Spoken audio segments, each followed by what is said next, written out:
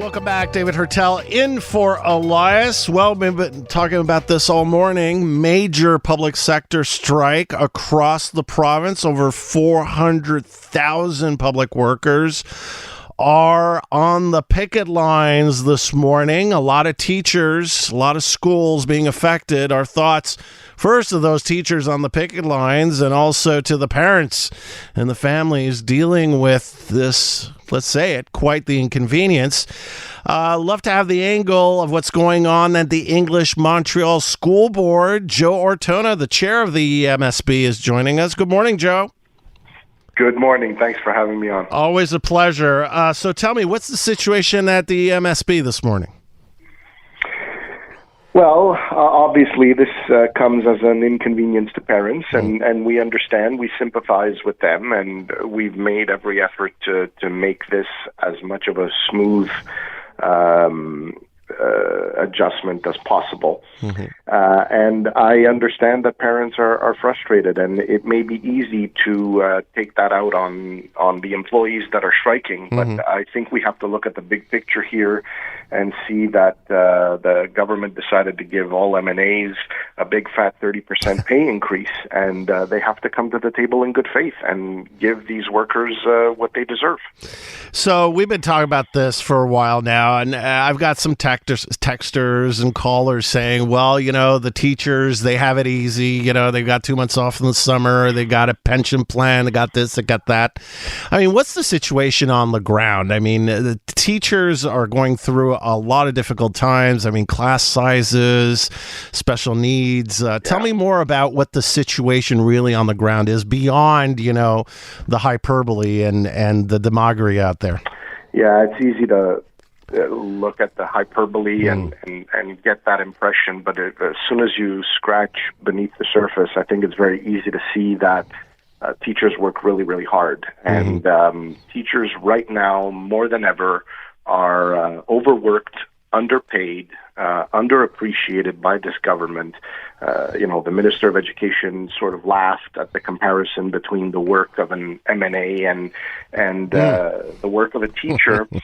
And we have an exponentially increasing percentage of teachers that are walking off the job within the first 5 years because they're burning out, and we're not giving them the resources. The government is not giving them the resources that they need in order to be able to cope with this profession. We have more children with special needs, more children that need extra resources. We have more students in a classroom. All of that takes a toll, and if we're not going to treat teachers and we're not going to treat the teaching profession with the respect that it deserves as a profession, then there's no incentive for teachers to continue to go into that profession. And that just, creates a snowball effect and amplifies the problem further. So now we're hearing that the unions are planning more strikes November 21st, 22nd, and 23rd. They're talking about the biggest strikes in 50 years in Quebec.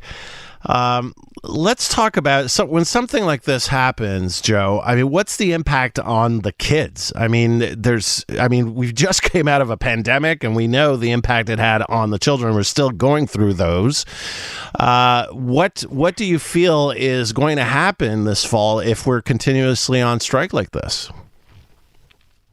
Well, I don't want to paint a dark picture and be overly pessimistic either. I mean, a half day here or a half day there, I don't think is really going to have that much of an effect on the overall performance of a child. I think the children have demonstrated their ability to adapt actually quite well. But obviously, let's not be naive or unrealistic either. I mean, if we're going to go into an unlimited strike that's going to last several weeks, well, of course that's going to have an effect. Are we going to be able to make up those days later on in the year?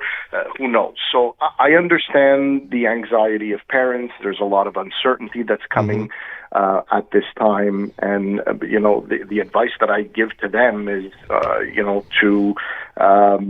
they have M&As that represent them, and let them know that they're not happy, and let them know that they want the government to go to the table and to negotiating in good faith. I don't think, so far from what I've seen, that what public sector employees are asking for is unreasonable. And that goes beyond the education sector.